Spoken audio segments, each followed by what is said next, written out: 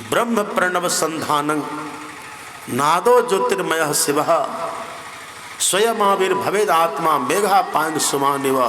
जैसे बादलों के छिन्न भिन्न होने से सूर्य प्रकट होकर के प्रकाशित हो जाता है, ऐसे जो नाद योग करता है दृष्टि योग करने के बाद उसकी आत्मा सभी बंधनों को तोड़ करके, सभी आवरणों से निकल करके, मुक्त होकर के चमक उठती है और परमात्मा को देख लेती है और परमात्मा को पा करके परमात्मा ही हो जाती है। योग यहाँ आकर के सिद्ध हो जाता है।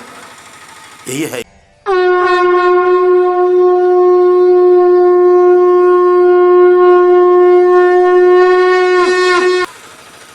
जो पाठ और प्रवचन ठीक से सुने होंगे, उनके कान में जो सबसे पहला शब्द गया होगा वह शब्द है योग। आपने पाठ सुना पहले योग सीखो उपनिषद का, पहले योग ही है। अब फिर जो श्लोक सुने, मंत्र सुने, मंत्र का भी पहला शब्द योग ही है। भगवान शिव ने कहा योग हीनम कथम ज्ञानम, योग ही है। फिर सत्संग जो के दूसरे भाग से आपने पाठ सुना, संतवाणी, संत गुरु नानक देव जी महाराज की वाणी, योग न खिंथा, योग न डंडे, योग न भस्म चढ़ाइए, योग न मुंदी मरी मसाने, योग न सिंगी वाइये, अंजन माहि निरंजन रहिए, योग युगति इव पाइये। यहाँ भी आपने पहला शब्द योग ही सुना। और हमारे परमाराध्य सद्गुरु महाराज की वाणी जो आपने सुनी, योग हृदय में वासना, तन वास है तो क्या। यहाँ भी आपने पहला शब्द योग ही सुना। और हमारे स्वामी महेंद्र बाबा और हमारे परम आदरणीय भेदानंद बाबू योग पर ही आपको सुनाए। योग का अर्थ तो सब कोई जानते हैं। योग का अर्थ होता है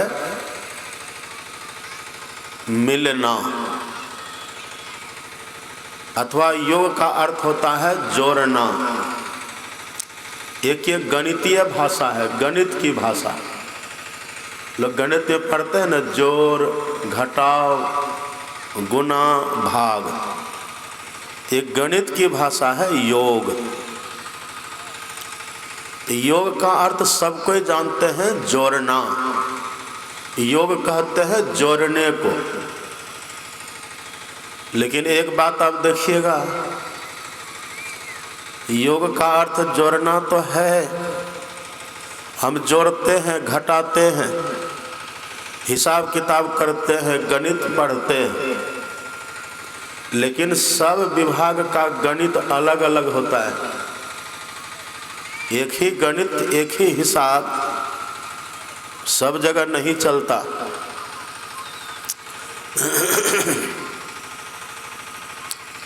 अलग अलग होता है। एक छोटी सी बात देखिए, हम लोग पढ़ते हैं एक जोड़ एक कितना होगा, सब जानते हैं। एक में एक जोड़ेंगे तो दो हो जाएगा। बात भी सत्य है, एक में एक जोड़ेंगे दो हो जाएगा, दो में दो जोड़ेंगे चार हो जाएगा, 8 में 2 जोड़ेंगे 10 हो जाएगा, 10 में से 2 घटा देंगे 8 हो जाएगा। यह हिसाब है। लेकिन ये नियम हर जगह लागू नहीं होता। एक विद्यालय था, विद्यालय में मास्टर साहब बच्चे को गणित पढ़ा रहे थे। तो पढ़ाने के क्रम में मास्टर साहब ने, शिक्षक ने विद्यार्थी से, छात्र से पूछा, बच्चे बताओ 10 भेड़ में से 2 भेड़ चला गया तो कितना भेड़ बचेगा? 10 में से 2 हम लोग घटाते हैं ना, 8 बचता है। तो मास्टर साहब ने पूछा कि बच्चे बताओ 10 भेड़ में से 2 भेड़ चला गया तो कितना बचेगा? आप भी कहिएगा 8, हम भी कहेंगे 8। और वो बच्चे जो वहाँ जिनसे पूछा मास्टर ने, उस बच्चे ने भी कहा कि सर 10 भेड़ में से 2 भेड़ चला गया तो 8 बचा, 8 भेड़ बचा। कहाँ ठीक है। लेकिन वहीं बगल में एक गरेड़ी था। गरेड़ी कहते जो भेड़ बकरी चराता है। गरेड़ी भी बगल से सुन रहा था मास्टर साहब क्या पढ़ा रहे हैं। तो जब मास्टर साहब ने पूछा, बच्चों ने जवाब दिया 8। अब मास्टर साहब ने भी कह दिया कि ठीक है। गरेड़ी से नहीं रहा गया। गरेड़ी ने कहा कि मास्टर साहब पढ़ा तो ठीके रहे हैं, 10 में से 2 गया तो 8, लेकिन भेड़ जो उसमें जोड़ दिए ना, 10 भेड़ में से 2 भेड़, तो हिसाब तो बदल जाएगा। भेड़ नहीं था तो 10 में से 2 गया तो 8 हो गया, ये हिसाब ठीक है। लेकिन जब 10 भेड़ जुट गया, 10 भेड़ में से 2 भेड़ गया, और तब जो कह दिया 8, ये तो हिसाब गलत हो गया। गरेड़ी जाते हैं मास्टर के पास, मास्टर से कहते मास्टर साहब आपका हिसाब गलत हो गया। अरे गरेड़ी, मास्टर हैं हम, पढ़ाते हैं हम, डिग्री है मेरे पास, ज्ञान है मेरे पास, अब तुम कैसे कहते हो? तब गरेड़ी ने कहा कि मास्टर साहब आपके पास जो डिग्री है ना, वो 10 में से 2 घटाने वाली डिग्री है, लेकिन उसमें जो भेड़ जोड़ दिए ना, तो वो डिग्री मेरी हो गई। भेड़ हमने चढ़ाते हैं, भेड़ आप नहीं चढ़ाते। भेड़ हम चढ़ाते हैं, इसलिए भेड़ की जब बात आएगी ना, तो वहाँ पर मेरी बात रहेगी, मेरा हिसाब सही रहेगा। तो कहा तुम ही बताओ, 10 भेड़ में से 2 भेड़ चला गया तो कितना भेड़ बचा?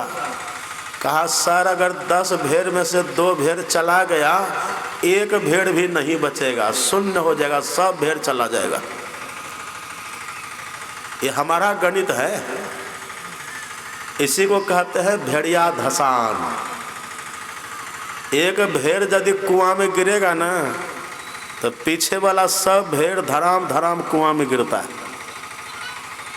वो नहीं देखता कि कहाँ जाना है, सब गिर जाता है।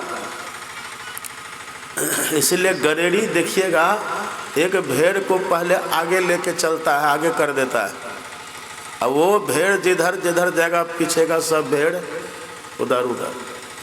ये गणित अलग अलग होता है। ऐसे ही यहाँ हम लोग जोड़ते हैं, 1 जोड़ 1 बराबर कह देते हैं 2, लेकिन जब अध्यात्म इसमें जुट जाएगा ना, तब जो हिसाब होगा 1 और जोड़ 1, तब 2 नहीं होगा। तब क्या होगा? 1 जोड़ 1 बराबर 1 ही होगा। कहेंगे बाबा सो कैसे? यहाँ जो योग शब्द लिखा हुआ है ना, आप यदि पाठ को बढ़िया से सुने होइएगा, अब प्रवचन को बढ़िया से सुने होइएगा तो पता चलेगा। देखिए ध्यान से सुनिएगा, योग एक सापेक्ष शब्द है। योग योग है, इसका मतलब है कि वियोग हुआ है। योग इसीलिए हम करते हैं चूंकि पहले वियोग हुआ है। अभी देखते दिन है ना, इसका मतलब क्या हुआ? अभी यदि दिन है तो रात थी पहले, तब तो दिन हुआ है। बिना रात का दिन नहीं होता। अगर किसी के पास हानि है अभी, इसका मतलब उसको पहले लाभ था, तब तो हानि हुई है। ये सूत्र है। ऐसे ही हम कहते हैं योग, इसका मतलब पहले वियोग हुआ है। किसका वियोग हुआ है? पढ़िएगा, सुनिए ध्यान से, गप मत करिए बीच में, बहुत ध्यान से सुनिए, शांत हो जाइए बिल्कुल। किसका वियोग हुआ है? अब यहीं पर आपको संतवाणी का सहारा लेना है। संतवाणी अकाट्य होती है। संतवाणी में जो प्रमाण मिलता है ना, वो अकाट, अटल। हमको संतवाणी का सहारा लेना है कि ये अध्यात्म में योग शब्द किसके लिए आया हुआ है? योग उसके लिए आता है जिसका वियोग हुआ है, जो विलग हुआ है। तो विलग वियोग कौन हुआ है, किसका हुआ है? संतवाणी का सहारा लीजिए। गोस्वामी तुलसीदास जी महाराज की वाणी पढ़िएगा, कितना बढ़िया लिखते हैं गोस्वामी तुलसीदास जी महाराज। जब ते, देखिए ध्यान से, सब कितना बढ़िया है। जब ते जीव हरि ते बिलगान्यो, यही है बिलगान्यो, विलग हुआ है। जब से जीवात्मा परमात्मा से विलग हुआ है, यही है विलग, यही है बिलगाव, यही है वियोग। यही जो वियोग है ना, इसीलिए है योग। जब ते जीव हरिते बिलगान्यो, जब ते जीव। अब देखिए इसी को और बढ़िया से पढ़िए, अपने सदगुरु महाराज की पदावली पढ़िए, वाणी पढ़िए। सदगुरु महाराज जी कितना बढ़िया कहते हैं। सदगुरु महाराज जी कहते हैं, तू उतारी पढ़ियो, तू उतारी पढ़ियो। तू किसको बोलते हैं? बैठिए, जाइए, बैठिए, बैठ जाइए।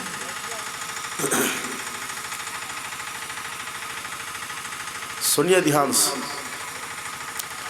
देखिए सदगुरु महाराज जी कितना बढ़िया कहते हैं, तू उतारी पढ़ियो। तू मतलब क्या? तू कहते जीवात्मा को, यहाँ कहने का भाव तू मतलब जीवात्मा। ये जो जीवात्मा है, हमारे गुरु महाराज जी कहते उतर गया, उतर गया, हट गया, विलग हो गया। तू उतारी परियो, कहाँ से? पीब। देखिए पीब से हम उतर गए। पीब है कहाँ? पीब निःशब्द में, परमात्मा निःशब्द में। हम कहाँ उतर गए? तो गुरु महाराज जी कहते तू उतारी परियो तब माही। तब किसको कहते हैं? अंधकार को।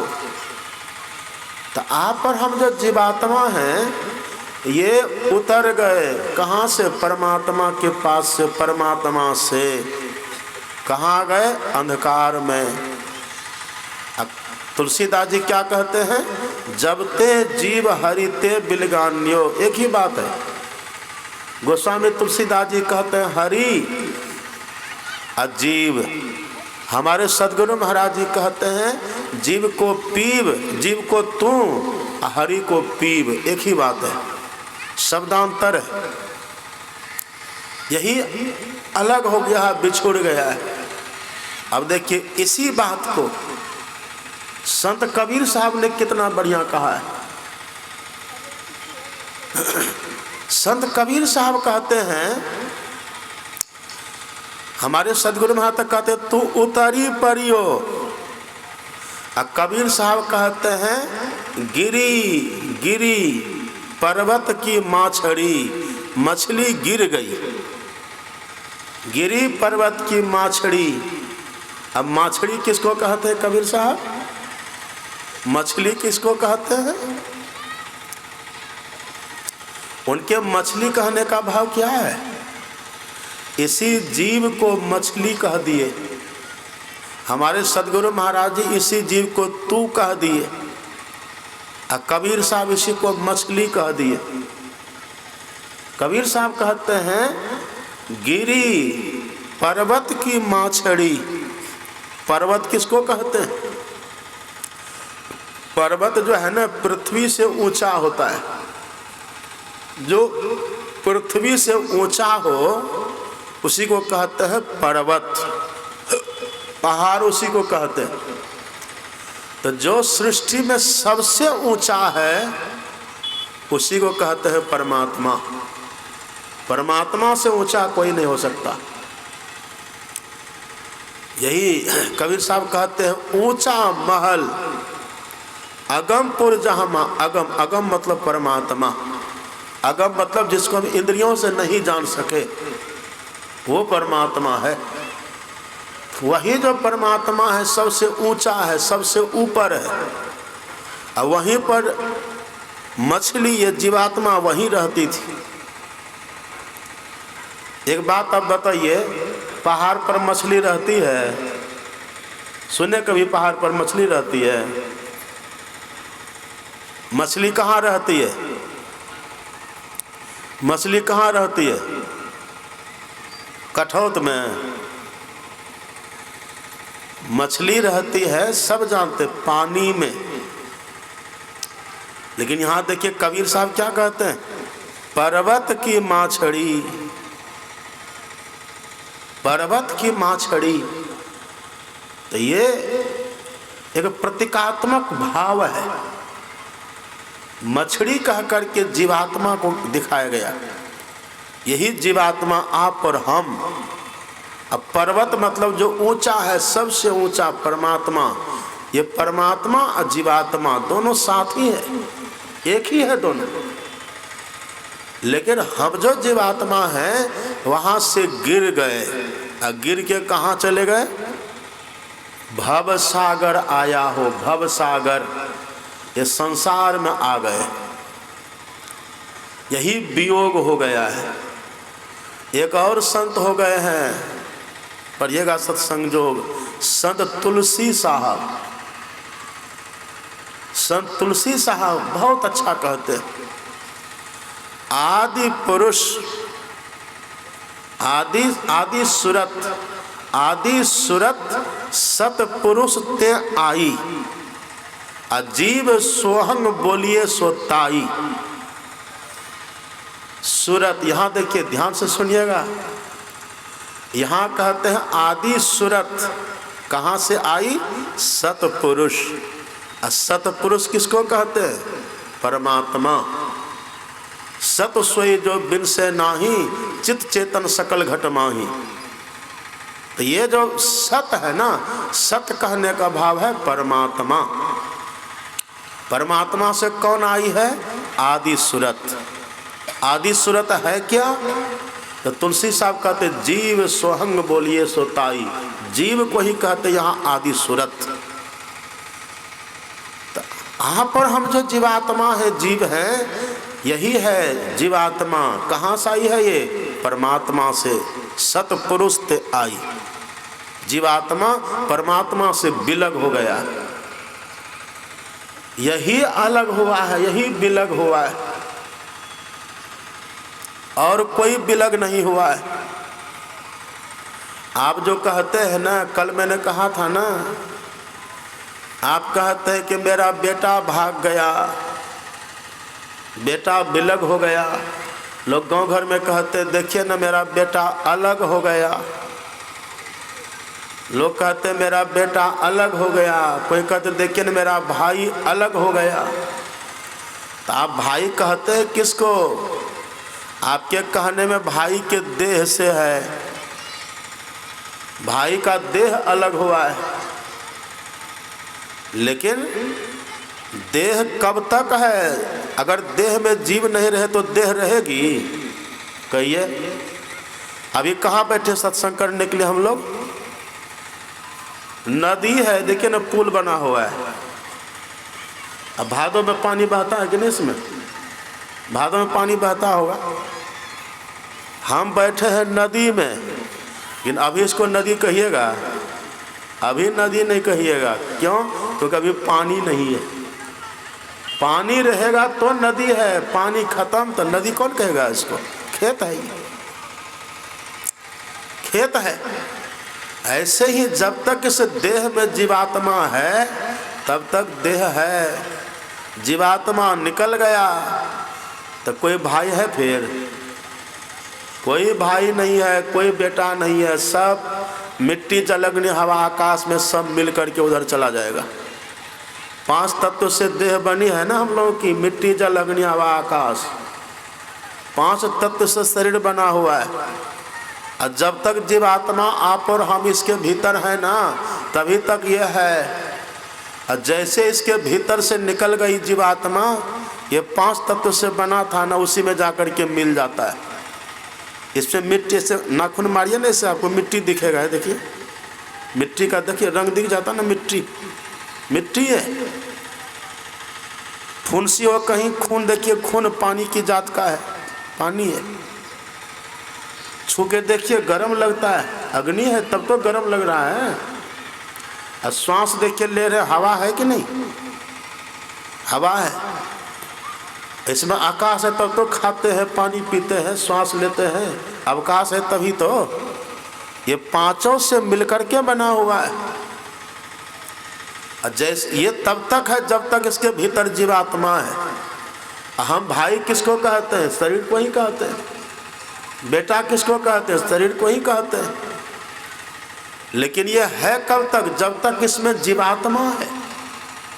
तो मूल में जीवात्मा है। जीवात्मा अलग हुआ है, जीवात्मा बिछुड़ गया है, जीवात्मा विलग हो गया है। बहुत ध्यान से सुनिए। टहल कह रहे हैं बीच बीच में, इसको क्या हो गया? इस चद्दर वाली को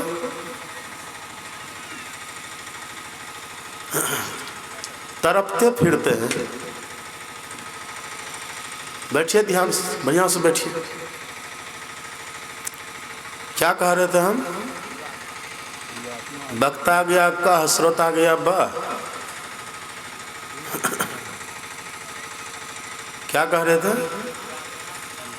हाँ, आप पर हम क्या है? जीवात्मा है।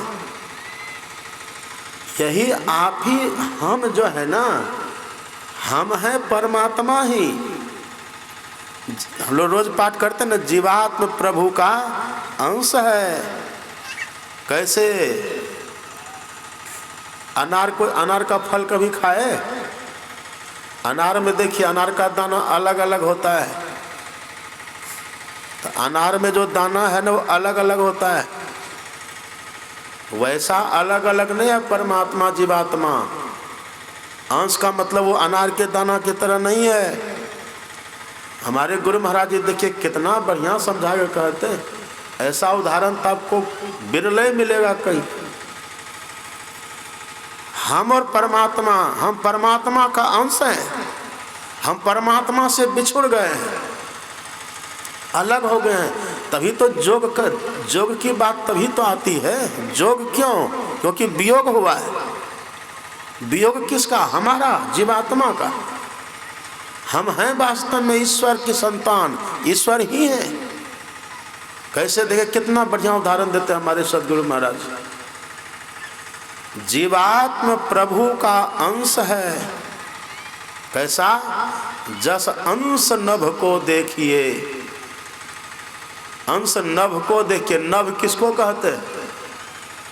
नभ मतलब आकाश। नभ कहते आकाश को। अब देखिए, घट मठ प्रपंचन। ये घट और मठ, घट किसको कहते हैं? घड़ा को। अब मठ किसको कहते हैं? मकान को। ये प्रपंच बीच में हो गया। अभी देखते हैं, ये पंडाल पहले था, पंडाल पहले नहीं था। ये पंडाल कब बना? कल परसों बना। तो कल परसों पंडाल बना, ये प्रपंच हो गया। पंडाल बनना एक प्रपंच हो गया। अब ये जो प्रपंच हो गया कहाँ हुआ है? आकाश में। खाली जगत यहाँ तो ना पंडाल बना, ये आकाश में पंडाल बन गया, ये प्रपंच हो गया। ये पंडाल रूपी प्रपंच होने से क्या हो गया? तो जो भाग आकाश का पंडाल के नीचे आ गया ना, इस आकाश को कह देते हैं पटाकाश। क्या कह देते हैं? पटाकाश। अब देखिए पर्दा है, ये पंडाल है। पंडाल के बाहर जो आकाश है, उसी आकाश से कट करके ये पटाकाश हो गया। कैसे कटा?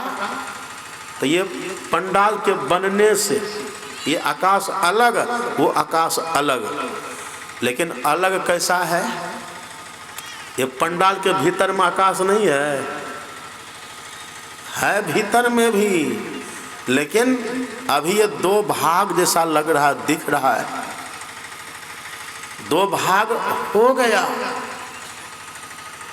अब इसके भीतर देखिए छांव है, अब बाहर में छांव है। आकाश है एक ही, लेकिन भीतर का आकाश में छांव हो गया, बाहर का आकाश में छांव नहीं है। बाहर का आकाश में हवाई जहाज उड़ जाता है, इस आकाश में हवाई जहाज उड़ेगा? नहीं उड़ेगा। आकाश है वही, लेकिन ये जो प्रपंच जो बीच में हो गया ना, इसकी संज्ञा अलग पड़ गई है। इसी तरह से आप और हम जो जीवात्मा है ना, ये परमात्मा का अंश परमात्मा ही है, लेकिन एक बीच में प्रपंच हो गया। क्या प्रपंच हुआ? शरीर। यही प्रपंच है, शरीर प्रपंच है। शरीर कहने का मतलब क्या है? शरीर कहने का मतलब 14 इंद्रियां। आपकी इंद्रियां कितनी है? आपकी 14 प्रकार की इंद्रियां है। आप गिनिए, हम गिना देते हैं।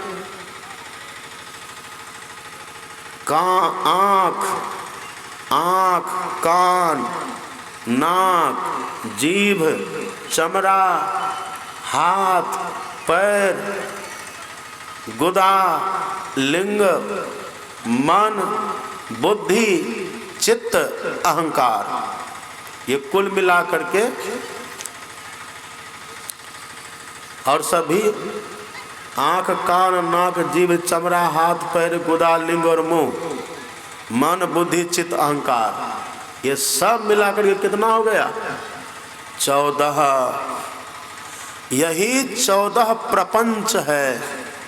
जो शरीर हम लोगों का है ना, इसी 14 का समूह है। इसी 14 में जो हम कैद हो गए हैं, हम परमात्मा के अंश, परमात्मा ही हैं, लेकिन हो गए जीवात्मा। अब हमारा नाम हो गया जीवात्मा। ऐसा क्यों? जो परमात्मा है ना, वो सर्वज्ञ है, लेकिन हम जो 14 के बंधन में हो गए, हम अज्ञानी, हम कुछ नहीं जानते। जो परमात्मा है सर्वव्यापक है, हम जो है कुंठित हो गए। क्यों? ये प्रपंच के चलते।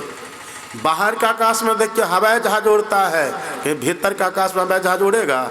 ये कुंठित हो गया। क्यों? ये पर्दा के कारण। आकाश तो वही है। अब देखिए कल फिर जैसे पंडाल हटेगा ना, आकाश वही है। पंडाल हटा दीजिए, आकाश बस वही रहेगा।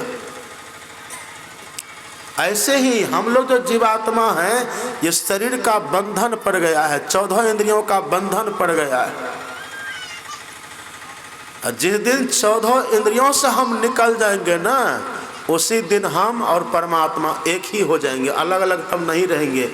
इसी क्रिया का नाम है योग। जिससे हम 14 इंद्रियों से बाहर हो जाएं, अब परमात्मा से जाकर के मिल जाएं, इसी का नाम है योग। अब देखिए, एक और एक कितना होगा? एक और जोड़ एक कितना होगा? क्या कहिएगा आप?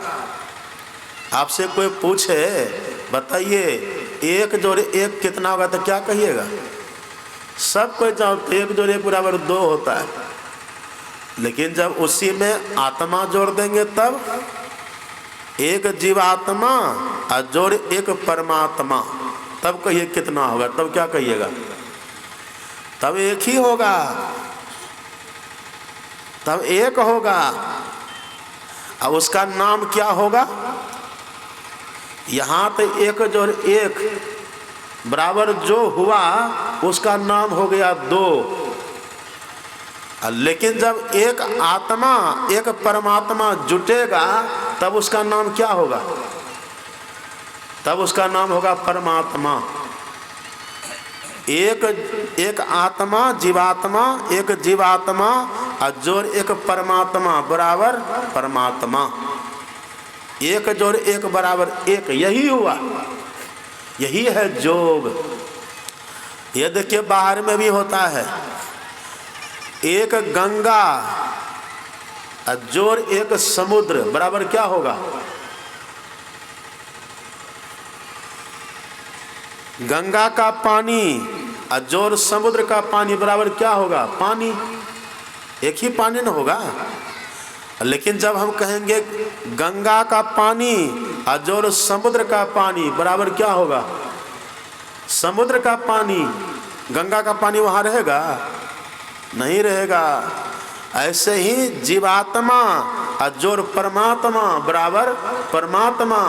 जो गंगा समुद्र से मिल जाती है वो गंगा नहीं रहती, और जो जीवात्मा परमात्मा से मिल जाता है वो जीवात्मा नहीं रहता। जो गंगा समुद्र से मिल जाती है वो गंगा समुद्र हो जाती है, और जो जीवात्मा परमात्मा से मिल जाती है वो जीवात्मा परमात्मा हो जाती है कोई फर्क? इसी का नाम है योग। लेकिन ये योग होगा कैसे?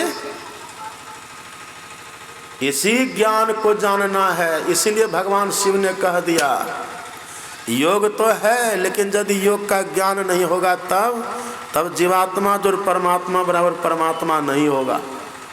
इसलिए भगवान शिव कहते हैं योग हीनम कथम ज्ञानम मोक्षतम भवति भव योगोपि ज्ञान हीनस्तु न क्षमो मोक्ष करवनि। योग आप करिए, लेकिन यदि योग का सही ज्ञान नहीं है तो आप भले नाम में लिख लीजिए योगी। लोग लिख लेते हैं योगी, योगी दिनेश, योगी महेश, योगी गणेश। अभी घूमते रहते लोग बिल्ला लगा करके घूमते रहते योगी बन करके। हम कहते क्या है जी ये? कहते हम योगी हैं। अच्छा आप योगी हैं? हाँ। तो क्या करते हैं? तो कहते हम आसन प्राणायाम कराते हैं, हम आसन प्राणायाम कराते हैं। तो वो जो आसन प्राणायाम कराने वाला योगी है ना, उस योगी से जीवात्मा जो परमात्मा बराबर परमात्मा नहीं होगा। उस योगी से क्या होगा? शरीर आपका स्वस्थ होगा। वो योग करिएगा ना। ऐसे देखिए यह योग भी इसी योग का अंग है। जो योग जीवात्मा को परमात्मा से मिलाता है उसी योग का अंग ये भी है। आप पढ़िए योग का 8 अंग होता है ना, 8 अंग। योग का 8 अंग, जैसे भक्ति का 9 प्रकार, ऐसे 8 का 9 योग का 8 अंग कौन सब है? देखिए यम, नियम, आसन, प्राणायाम। हो गया ना आसन प्राणायाम? वही है आसन प्राणायाम। प्राणायाम मतलब क्या? अनुलोम विलोम कपाल भाती, ये सब जो करते हैं लोग। आसन 84 आसन होता है, सब कोई जानते हैं। ये जो योग आप करते फिरते हैं ना बाहर में, जिसका प्रचार हमारे रामदेव बाबा पूरे दमखम से देश विदेश में करते हैं, चारों तरफ फैला दिए। पाकिस्तान में जाके कर दिए, शिविर लगा करके वहाँ भी योग का प्रचार कर दिए। ये है, लेकिन ये जो योग है ये देह के लिए है, शरीर के लिए है बस। अब आप कहिए शरीर नहीं रहेगा तो जीवात्मा को परमात्मा से मिला सकिएगा? कल आपने सुना था ना, इसी देह में जब जीवात्मा रहेगी तब वो परमात्मा से मिलेगी। यही देह अयोध्या है, इसी देह में रास्ता बना हुआ है इस जीवात्मा को परमात्मा के पास जाने का, और किसी देह में नहीं है ये रास्ता। गाय की देह वो रास्ता नहीं है, भैंस की देह वो रास्ता नहीं है, और किसी देह में वो रास्ता है ही नहीं है। एकमात्र इसी मानव तन में रास्ता है। इसीलिए मानव तन हमारा स्वस्थ रहे, हम स्वस्थ रहें, सबल रहें, हल्का रहें, ताकि आराम से बैठे हम ध्यान पर बैठ सकें। आजकल हम दीक्षा देते हैं ना, जब दीक्षा लेने के लिए लोग आते हैं मेरे पास तो हम कहते हैं जरा आप बैठिए, आसन लगाइए। आसन जब सिखाते हैं ना ध्यान करने के लिए, कहते हैं बायां पैर को नीचे करिए, दाहिना पैर को ऊपर। उसका आसन लगता ही नहीं है, और यदि लगाता भी है ना तो ये जो पैर है ना ये बोला ऐसे हो जाता है, सिग्नल देता रहता है ये ऊपर की तरफ। पैर तो बैठ जाना चाहिए ना ऐसे। ये जो हम लोग आसन लगाते हैं इसको कहते हैं सिद्ध सुखासन, लेकिन इतना घटिया आदत डाल दिए हैं इस देह में, ये पैर घुटना बैठती ही नहीं है, नहीं बैठती है। छू करके जब देखते हैं ना पैर किसी किसी का लकड़ी के तरह कटवाया हुआ रहता है, उसमें लचीलापन नहीं होता है। आदत खराब करके रहनी गहनी चढ़ा मेढ़ा करके देह को लोग खराब कर लेते हैं, शरीर को खराब कर देते हैं। जो शरीर हमको मिला है बैठ करके योग करके जीवात्मा को परमात्मा में मिलाने के लिए, उसको खराब कर देते हैं। देखते हैं रामदेव बाबा को, कितना देह को क्या क्या कर देते हैं। वो पेट की अतरी को चक्र की तरह से घुमा देते हैं। उतना हम लोग नहीं कर पाते, उतना करना भी सबके बस की बात नहीं है।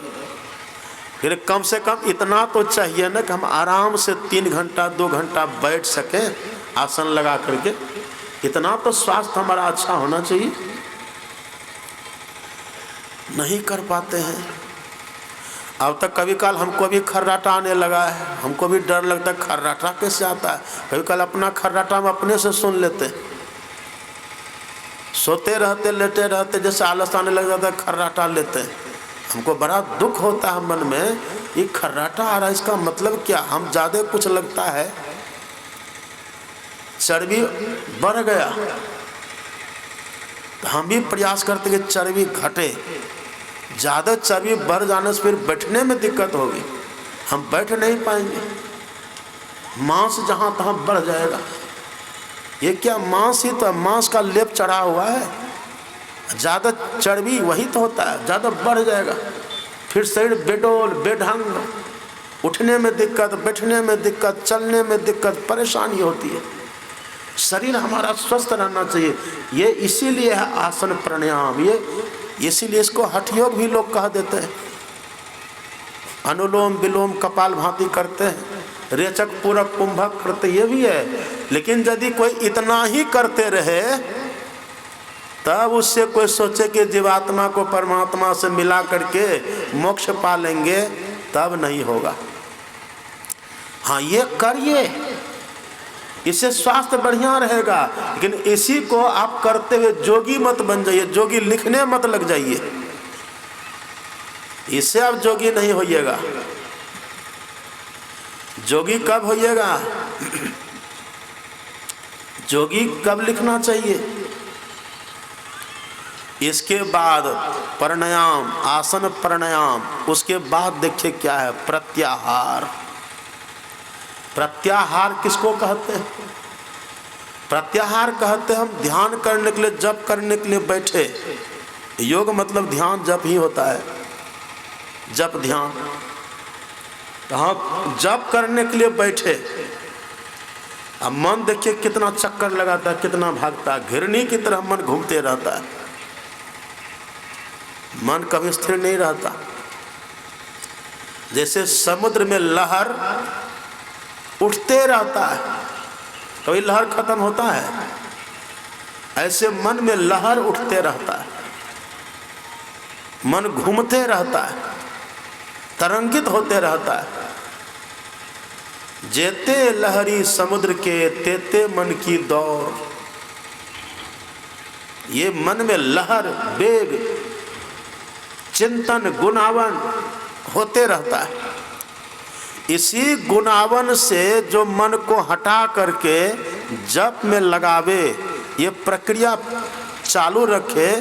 जैसे हम जप करने के लिए बैठे और जप छोड़ करके मन कोई और चिंतन करने लग गया, उधर से लौटा करके मन को जप में लगा दिए, इसी को कहते हैं प्रत्याहार। प्रत्याहार, यही प्रत्याहार करने में, जो प्रत्याहार करते करते मन को भागने से रोक लेता है ना, वो कहलाता है अब वो जोगी हो जाएगा, उसका मन रुकने लग जाएगा। जैसे मन मंत्र में जुटेगा वहीं से जोगी हो गए आप। इसी को तुलसीदास जी लिखते हैं रामायण में, बड़ा अच्छा लिखते हैं। तुलसीदास जी कहते हैं, लिखते रामायण में, नाम जी जपी जागही कौन जोगी। अब वो जोगी हो गया।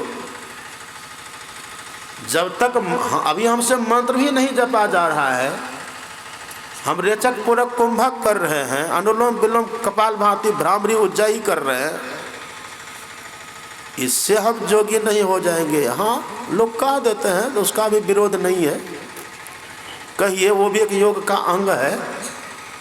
लेकिन संतों की दृष्टि में आप योगी नहीं हैं। योगी कब होइएगा? जब कम से कम आपके मन का जोग मंत्र से हो, तब हैं आप योगी। जैसे मन भागा, जह जह मन भगी जाए, ताही तह तह से तत्क्षण फेरी ले आइए।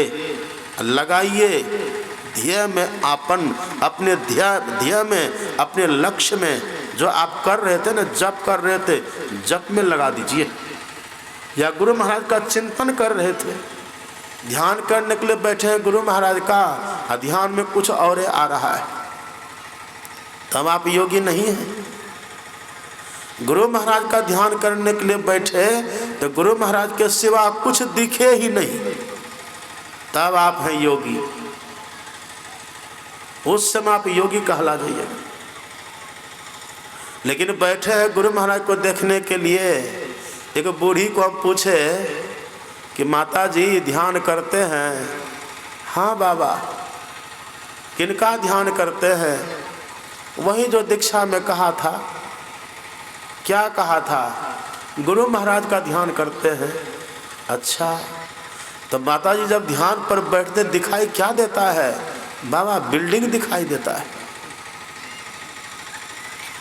ध्यान करने के लिए आपको कहा गुरु महाराज का, और दिखाई देता है बिल्डिंग। हाँ, दिखाई देना खराब नहीं है, वो होता है, सबको होता है। लेकिन करना क्या है? बिल्डिंग से मन को हटा करके गुरु महाराज में लगा देना है। बिल्डिंग को देखना छोड़ करके गुरु महाराज को देखना है, उनको देखना है। एक ने कहा कि बाबा हम जब ध्यान करते हैं ना, तो हनुमान जी नाचते हैं, नाच देखना चाहिए कि नहीं? देखिए, हनुमान जी नाचते तो अच्छी बात है, लेकिन ध्यान करने के समय हनुमान जी का नाच देखने लग जाइएगा ना, तब आप योगी नहीं बनिएगा। उस समय हनुमान जी को कहिए कि आप अभी उधर ही रहिए, हमको पहले गुरु महाराज को देखने दीजिए। हटा दीजिए उस समय, कोई भी आगे हटाइए। यह अपमान नहीं है, यह है साधना। और अभी जो आप नाच देखते हैं ना हनुमान जी को, नकली नाच देखते हैं, वो नकली नाच है, आपके मन की कल्पना है, वो आपके मन की बदमाशी है। जिस दिन आपको आपके इष्ट का दर्शन हो जाएगा ना, उस दिन असली हनुमान जी का नाच देखिएगा, तब न देखिएगा। अभी काल पड़ते उस चक्कर में, अभी तो सब जगह से मन को हटाइए, गुरु महाराज में एक में लगाइए। कल देखे ना, राम भगवान की प्राण प्रतिष्ठा होगी, पूरा देश झूम गया। हमारे भेदानंद बाबू बतलाए, अमेरिका में लोगों ने दीप जलाया, अमेरिका से फोन आया, बहुत लोगों ने देश विदेश में।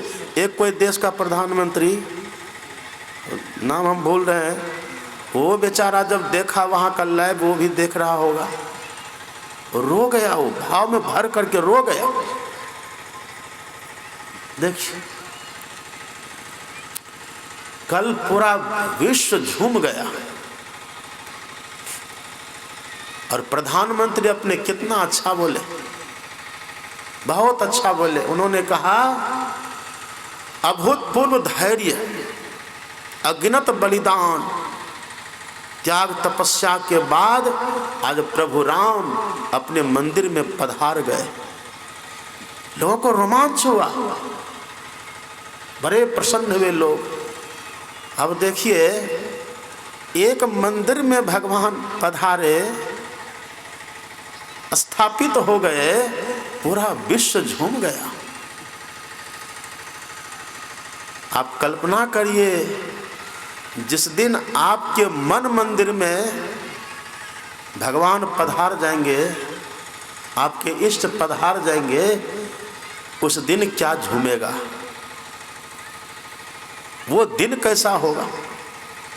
कल पूरा विश्व झूम गया, आज जो झुमरी खत्म,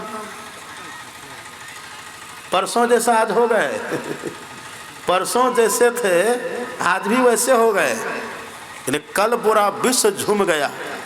हाँ, मन में खुशी जरूर है कि हमारे राम हमारे मंदिर में आ गए, लेकिन एक बार यदि आपके मन मंदिर में भगवान स्थापित हो जाए। रोज हम लोग गाते हैं, भजन हम लोग गाते हैं ना, अति पावन गुरु मंत्र मन ही मन जाप जपो, उपकारी गुरु रूप को मानस ध्यान थपो। थपो का मतलब क्या, स्थापित करिए, स्थापित, मूर्ति स्थापना करिए ना।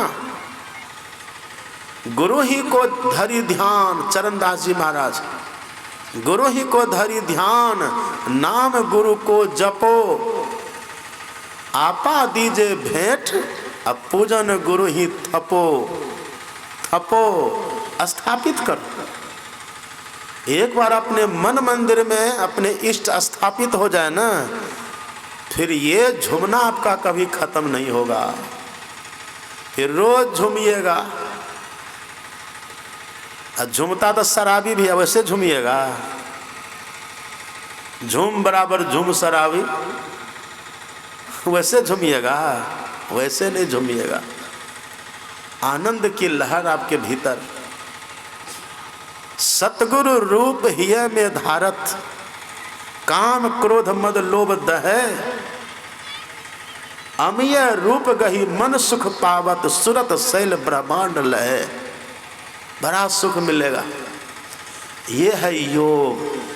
अब ध्यान करने के लिए बैठे गुरु महाराज का, अब दिख रहा है कुछ औरे, कुछ औरे देख रहे हैं, क्या क्या चिंतन कर रहे हैं। लोग हम लोग के पास आते हैं, कहते बाबा जब ध्यान करने के लिए बैठते हैं ना, तो बिजली भुक भुक करता है, क्या करें। हम कहते करने दीजिए भुक भुक, आप केवल बस जहाँ आपको देखने के लिए कहा है ना, वहाँ देखिए, वो भुक भुकी के पीछे मत रहिए। कुछ भी दिखे आप करिए वही जो आपको दीक्षा में कहा गया है। वो जो आप ठीक से कर लेंगे ना, फिर भुक भुकी तो पीछे पीछे, भुक भुकी तो पीछे पीछे घूमेगा। अभी भुक भुकी के पीछे मत रहिए, अभी अपने ध्यान में किसी और देवी देवता को मत लाइए। और देवी देवता कैसे है, चित न धरई हनुमत से ही सबे सुख लहई। सबको पहले छोड़ दीजिए, सबको छोड़ करके बस एक गुरु महाराज को देखते रहिए। यदि वो देखने से आपकी नज़र कभी ना हटे तो समझिए आप हो गए जोगी। अब आप जोगी हैं, नज़र वही टिकी हुई है, ये नज़र नहीं। ये नज़र टिकाना वो दूसरी क्रिया है, उसको कहते हैं दृष्टि योग। यह नज़र जोड़ी तकी धसे ताही में, यह दृष्टि योग। लेकिन जो नज़र कराने से गुरु महाराज दिखेंगे उसको कहते हैं मानस दृष्टि। ख्याल में देखना है गुरु महाराज को, आप योगी हो जाइएगा।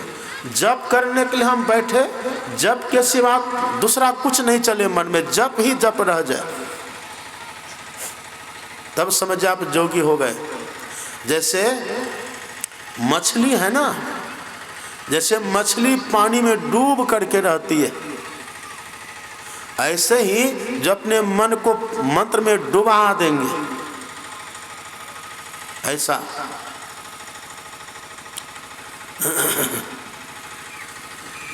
गुण गोविंद गायो नहीं, मानवता भी मिला है ना, गुरु नानक जी कितना अच्छा कहते हैं। गुण गोविंद गायो नहीं, जन्म अकारथ कीन, कह नानक हरि भज मना, जही विधि जल को मीन। हरि भज मना मतलब क्या, जप करिए कैसे, जही विधि जल को मीन, जैसे जल में मीन मछली डूब जाती है। और देखिए, सकल कामना हीन जे राम भगति रसलीन, नाम सप्रेम पीयूष हृदय, तिन्हों किए मन मीन। तुलसीदास। जैसे मछली पानी में डूब जाती है, ऐसे ही मंत्र रूपी अमृत में मन रूपी मछली को डुबा दीजिए। नाम जपत स्थिर भया, ज्ञान कथत भया लीन, असुरत शब्द एके भया, जल ही हुएगा मीन। सब देखिए, एक ही उदाहरण, एक ही बात। जैसे मछली बिना जल के नहीं रह सकती, ऐसे हमारा मन मंत्र के बिना नहीं रहे, ये स्थिति हमारी बने, हम योगी हो जाएंगे। लेकिन ये स्थिति बड़ा कठिन है, ये सबके बस की बात नहीं है। एक संत कहते हैं, कोई बिरला यही विधि नाम कहे, कोई बिरला। अपने देश में कितना टाटा बिरला है, एक ही न बिरला है, बिरला। लेकिन वो बिरला की बात यहां नहीं है। बिरला ऐसा कोई होता है जिसका मन मंत्र को कभी नहीं छोड़े। इसलिए आप गुरु महाराज से हमेशा प्रार्थना करिए, हम सब प्रार्थना करें, हे गुरु महाराज आपका मंत्र कभी छूटे नहीं। हनुमान जी को तो सब कोई जानते हैं।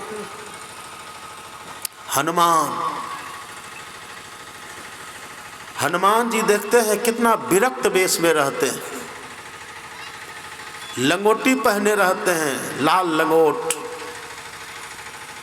मूंज की जनेऊ, एक गदा रहती है, कैसा विरक्त वेश है। इन आपको पता है विभीषण को लंका किसने दिलाया? पर ये तुम्हारो मंत्र विभीषण माना, लंकेश्वर भय सब जग जाना। हनुमान जी ने विभीषण जी को लंका का राजा बनवा दिए। भगवान जो बनाए है ना, उसमें मीडिएटर बने हैं हनुमान। पढ़िए ना रामायण बढ़िया से। हनुमान जी नहीं होते तो पहली बात तो विभीषण राम के पास आते भी नहीं आते। हनुमान मिले हैं, तुम्हारो मंत्र, हनुमान जी से तुलसीदास जी ने तुम्हारो मंत्र विभीषण माना, लंकेश्वर भय सब जग जाना। सुग्रीव को किसकिंधा का राजा किसने बनाया? राम ने कब? जब हनुमान जी ने सुग्रीव की दोस्ती करा दी है राम से, तब हनुमान जी ने दोस्ती कराई है। हनुमान जी सुग्रीव को किष्किंधा का राजा बना दिए, हनुमान जी विभीषण को लंका का राजा बनवा दिए। लेकिन जब राम ने हनुमान से पूछा, हनुमान तुम्हें भी कुछ चाहिए, दो चार राज मांग लो, हनुमान तुम्हें भी कुछ चाहिए, कोई विपत्ति, कोई कष्ट है तो बोलो। देखिए हनुमान जी ने क्या कहा। जो हनुमान जी लंका दिला दिए विभीषण को, किष्किंधा दिला दिए सुग्रीव को, जब उस हनुमान से भगवान ने खुद पूछा, हनुमान तुम्हें क्या चाहिए, भगवान को लगा हुआ कि हनुमान भी कोई राज मांगेगा दे देंगे। हनुमान देखिए, आज दुनिया में जाइएगा ना, जितना मंदिर राम का है उससे ज़्यादा मंदिर आपको हनुमान का मिल जाएगा, बहुत मिलेगा। हनुमान जी ने कहा कि भगवान हाँ हमें भी चाहिए, एक कष्ट है हमें, क्या चाहिए बोलो, क्या कष्ट है। हनुमान जी ने कहा, भगवान कहा हनुमंत विपत्ति प्रभु सोई, जब तब सुमिरन भजन न होई। हे प्रभु मेरे जीवन में वो क्षण नहीं आवे जिस क्षण आपका सुमिरन न हो। कैसी मांग है। किष्किंधा दिला दिए सुग्रीव को, लंका दिला दिए विभीषण को। ये चाहते जो मांगते राम देने के लिए तैयार है, दे देते। इन कहते प्रभु बस हमें कुछ नहीं चाहिए, आपका मंत्र, आपका जो नाम है ना वो कभी हम भूले नहीं, बस यही हमको दे दीजिए। भगवान ने कहा ठीक है। इसका परिणाम क्या हुआ है पता है? परिणाम पढ़िए रामायण में। सुमिरी पवन सुत पावन नामू, अपने बस करी राखे रामू। हनुमान जी ने आशीर्वाद तो ले लिया कि हमें बस आपका मंत्र कभी न छूटे, आपका नाम कभी न छूटे। भगवान ने आशीर्वाद दे दिया, हनुमान जी को मिल गया। जब हनुमान जी करने लग गए तो हनुमान जी जप करके सिमरन करके भगवान को बस कर लिए। अब इससे बड़ा कुछ होगा? नरेंद्र मोदी से यदि जा करके कोई मिले, नरेंद्र मोदी खुश हो जाए, कहेगी जाइए हमको गोड्डा का डीएम बना दीजिए, बड़ी बात नहीं है, ये बना देगा। लेकिन यदि नरेंद्र मोदी को बस कर ले तब कहिए क्या होगा। भारत का प्रधानमंत्री नरेंद्र मोदी, और नरेंद्र मोदी किसी का गुलाम हो जाए, किसी के बस किसी का अधीन हो जाए। नरेंद्र मोदी जी हाँ कहाँ जा रहे हैं? अमेरिका जा रहे हैं। ठहरिए ठहरिए अभी मत जाइए, बस है ना। क्यों? हमको भी जाना है आपके साथ, बस हो गया। और डीएम ऐसा कहेगा, बहुत बड़ी चीज है ये। सुमिरी पवन सुत आप पावन नामो, अपने बस करी राख्यो रामू। तब तो हनुमान जी योगी हैं। ये मंत्र ऐसा होना चाहिए जैसे जल में मछली डूब जाती है, ऐसे मंत्र में हमारा मन डूबे। प्रार्थना करिए गुरु महाराज, स्तुति प्रार्थना इसीलिए तो हम करते हैं। हे सदगुरु महाराज जी हमको कुछ नहीं चाहिए, जैसा आप वैसे रहने दीजिए, बस आपका मंत्र कभी न छूटे। एक बात और आप जानते हैं, ऐसा जिस दिन आप गुरु महाराज से हृदय से कहिएगा ना, उस दिन वो बहुत खुश होंगे, बहुत प्रसन्न होंगे। ये मेरा सच्चा सपूत है, इसको जो चाहिए, जो हम देना चाहते थे वही ये मांग रहा है। देखते गौ घर में छोटा बच्चा को सर्दी हो जाती है, बच्चा कहता है माँ हमको दही खिलाओ, अरे बेटा मत खाओ, नहीं दो दही।